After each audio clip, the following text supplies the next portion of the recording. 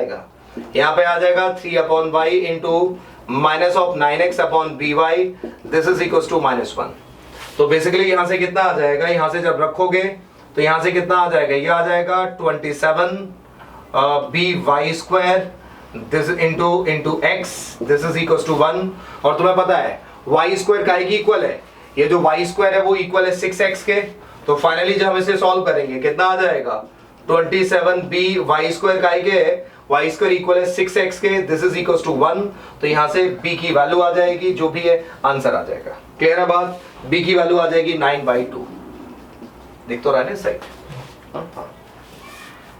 b की value आ जाएगी 9/2। हम y स्क्वायर की जगह 6x रख देंगे, सिंपल आ जाएगा।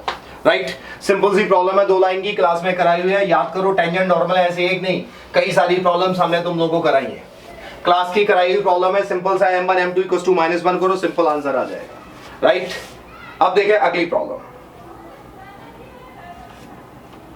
अगली प्रॉब्लम समझे, इस तरह की प्रॉब्लम क्लास में कराई हुई है, अगर तुम्हें याद हो तो। देखिए अगली प्रॉब्लम क्या है, अगली प्रॉब्लम में दे रखा है कि जो fx है, fx हम लोग को ये दे रखा है fx equal to mod of x minus pi, mod of x minus pi into e की power mod x minus 1 into sine of mod x। अब उन लोगों को ये दे रखा है sine of mod x is non differentiable. 4 option दे रखे हैं, इज नॉन डिफरेंशिएबल।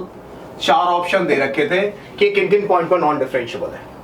इसमें बताना है किन किन पॉइंट पर नॉन डिफरेंशिएबल। ऑप्शन जो दे रखे थे, ऑप्शन ऐसे दे रखे हैं, पहला पॉइंट दे रखा है सिर्फ 0 पे है, दूसरा पॉइंट दे रखा है 0 और पाई पे है, तीसरा जो ऑप्शन दे रखा था, तीसरा ऑप्शन दे रखा था सिर्फ पाई, और चौथा ऑप्शन दे रखा है फाई एम्प्टी सेट। चौथा ऑप्शन क्या है, फाई एम्प्टी सेट।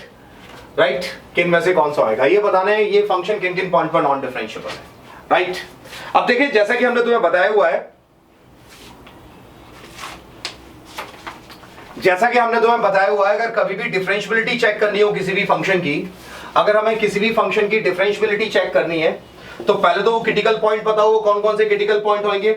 और क्रिटिकल पॉइंट पता हमने तुम लोग क्लास में बताया हुआ है, अगर किसी भी फंक्शन के हमें क्रिटिकल पॉइंट निकालने कि फंक्शन किन किन पे प्रोबेबली किन किन पर नॉन डिफरेंशिएबल हो सकता है, तो हमने बोला कि जो भी मॉड के अंदर दे रखा हो उसे मन में 0 कर लो, याद होएगा, वहां से हमें पता लग जाएगा।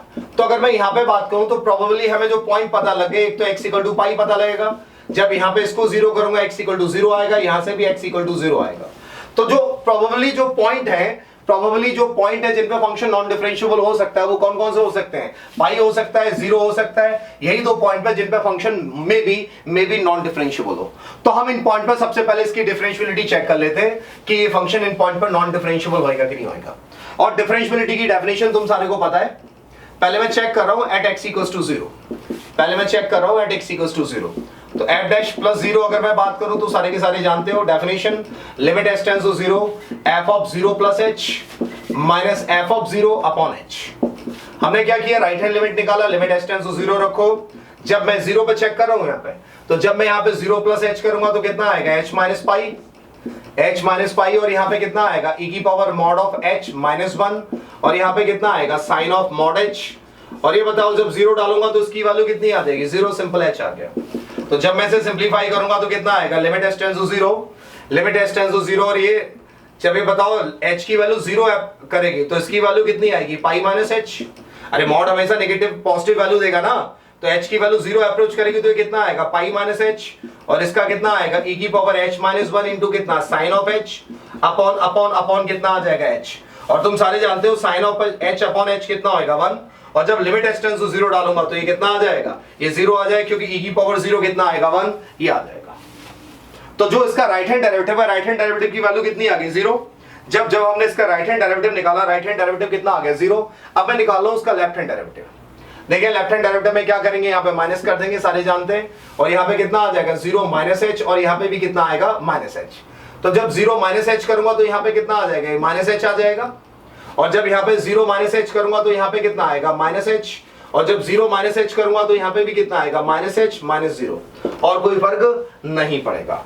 फाइनली जब मैं बात करूंगा तो यहाँ पे कितना आ जाएगा, फाइनली जब मैं बात करूंगा तो ये वैल्यू कितनी आएगी, पाई प्लस h, और ये मॉड तो तुम्हें पता है नेगेटिव खा जाएगा, सिंपल यही आ जाएगा। और यहाँ पे कितना आएगा ये, अगेन जब सॉल्व करूंगा तो जो उसका राइट हैंड डेरिवेटिव है, सॉरी लेफ्ट हैंड डेरिवेटिव है, लेफ्ट हैंड डेरिवेटिव कितना आ जाएगा, लेफ्ट हैंड डेरिवेटिव अगेन इसका जो आ जाएगा वो 0 आ जाएगा।